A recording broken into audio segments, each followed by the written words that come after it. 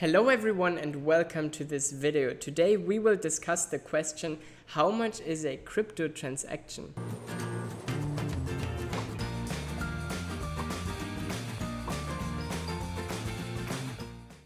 The answer to this question, how much is a crypto transaction, is not as simple as it may seem. You have online banks, you have online services like PayPal, and some of them, like PayPal for example, they take a percentage of the amount that you want to send, like, I don't know, 2% or whatever, and then you pay this money to PayPal. So if you send 100 euros, it's going to be a lot cheaper in the end than if you send 10,000 euros. Yeah, there's a big difference because it's a percentage in the end what PayPal takes off you.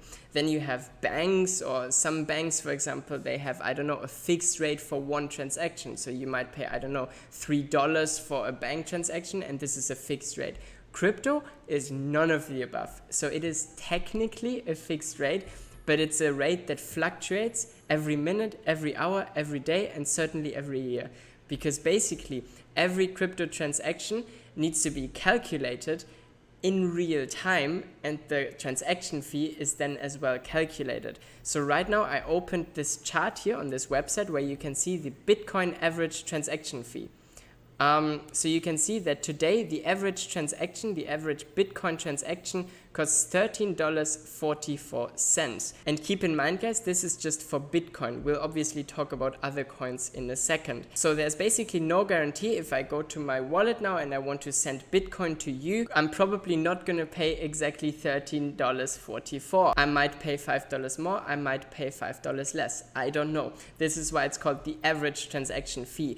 And how is this calculated? Well, the most important factor is the price of Bitcoin itself. And then there are other factors like how many transactions does the network have to cover. Like obviously if there are a lot of transactions running through the mining centers and everything, of course the price per transaction is going to be higher.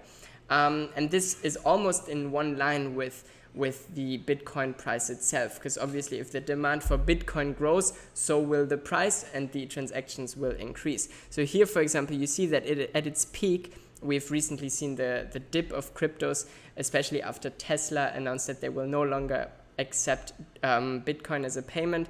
We see that at its all-time high, the average transaction fee was $62.79, which is a hell of a lot of money.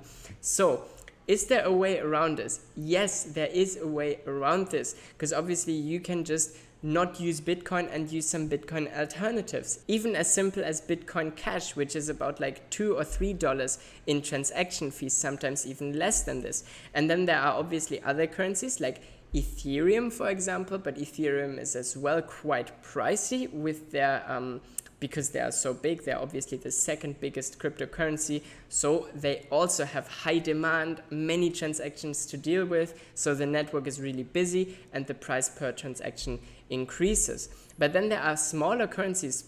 Overall, the rule is the smaller the currency is, the cheaper it's going to be for you to send money to someone. One of the cheapest coins to send transaction is actually Dogecoin. So you can see here, it's the little chart. I don't know what happened there. This can't be right.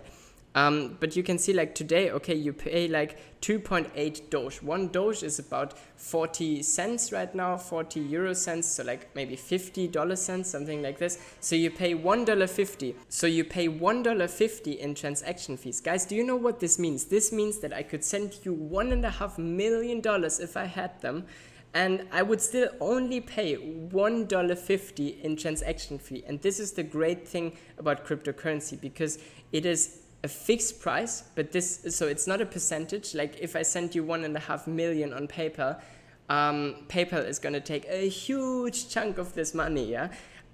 Even if it's just 2%. So they're going to earn thousands through this one transaction. If I send it with crypto, I still only pay $1.50. And then there are other cryptocurrencies, of course, as well, that have lower transaction fees, like Litecoin, Digibyte, and all these that have quite a low transaction fee. So overall, the rule is the smaller a coin is, the cheaper it's going to be. Like all the new meme coins are going to be extremely cheap to send crypto transactions through them.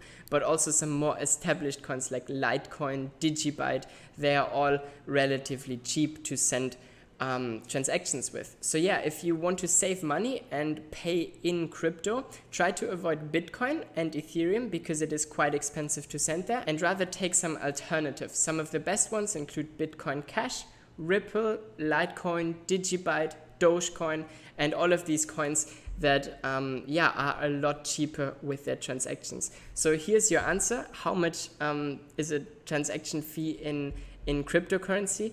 And the answer is honestly, well, it depends on the coin, but it doesn't depend on how much you want to send. And this is the great thing about crypto. Thank you so much for watching. I hope you learned something today. My name is Luca, and you can join me on my mission to visit every country on the planet. Thank you so much for watching. Bye-bye.